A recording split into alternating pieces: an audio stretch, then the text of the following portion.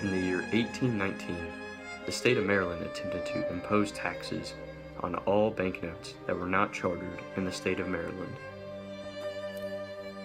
thus placing a tax on banknotes of the Second Bank of the United States, which caused some uproar in the United States. W. McCulloch, a cashier for the bank, played an important role in the appeal of this tax, as well as into a wider scope of the rights of Congress.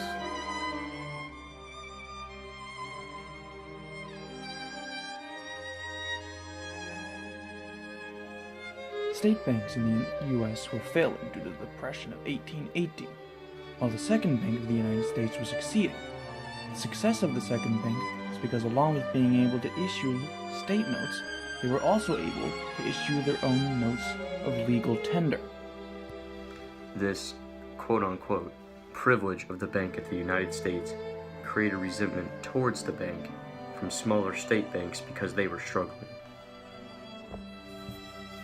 The state of Maryland violated the Constitution by believing that they were able to issue a tax on the whole United States rather than just on their own state. This belief violates constitutional sovereignty because, by allowing the states to issue a tax on the whole nation, it is giving the states more power than allowed to by Congress. Maryland went forth with issuing heavy taxes on banknotes issued by banks not chartered in Maryland. The only bank not chartered in Maryland at the time was the Second Bank of the United States.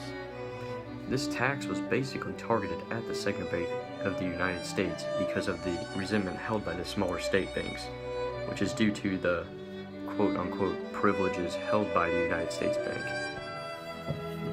In response to this tax, the Baltimore branch of the United States Bank refused to pay the tax. In the state of Maryland, suing James W. McCulloch, a cashier for the branch of Baltimore in the United States Bank, for collecting the debt.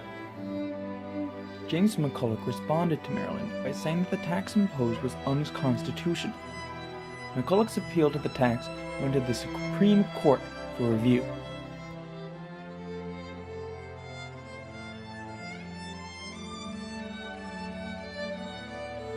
In the actual decision of the case, it was a very unanimous decision.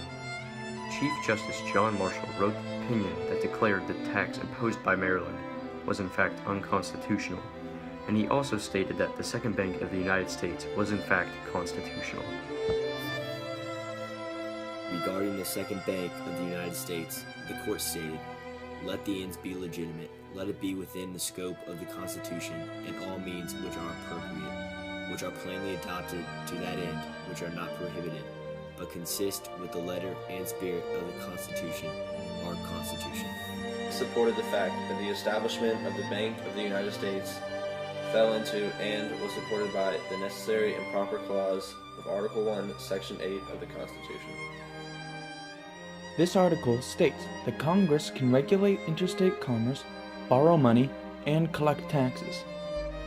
Regarding the state of Maryland, it was ruled that they, as a state, did not have the right to tax the Bank of the United States.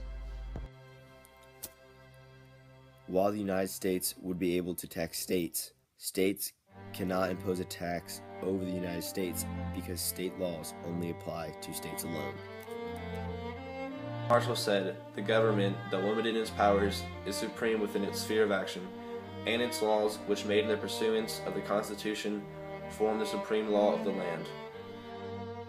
By taxing the Bank of the United States, Maryland tried to rise above the supreme law and give themselves power they did not possess.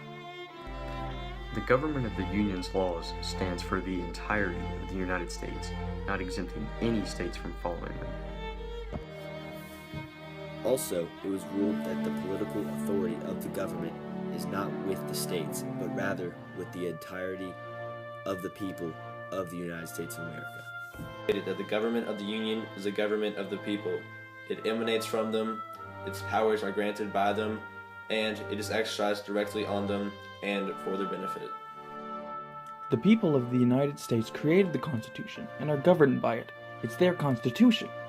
However, Maryland crossed the line of the Constitution being for the people when they enacted their tax on the United States. Maryland only makes up a part of the United States, and they do not have the right to make a tax on everyone in the United States.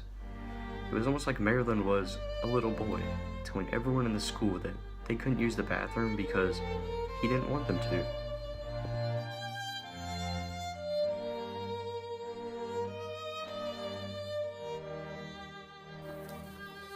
A lasting effect that this case held was that it reinforced the power of the government of the United States. Maryland trying to step out of their boundaries and use power held by the national government, they were ruled against and told they couldn't do that. Through Maryland and McCulloch, the states were put back in their place and shown that they were the little brother to the federal United States government. The power held within the Constitution was strengthened as well. Many implied powers of the Constitution were drawn out in this case, and the case played a key role in the strengthening of Congress's powers by now including the powers implied by the Constitution. This inclusion of implied powers also had an effect on people's beliefs of loose versus strict interpretations of the Constitution, basically reinforcing and strengthening the loose interpretation side.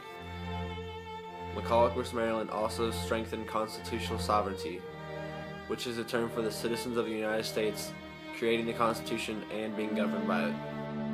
By having a small group of people, in this case Maryland, try to speak out and govern the whole population of the United States, the people were drawn together and the court wanted to support constitutional sovereignty.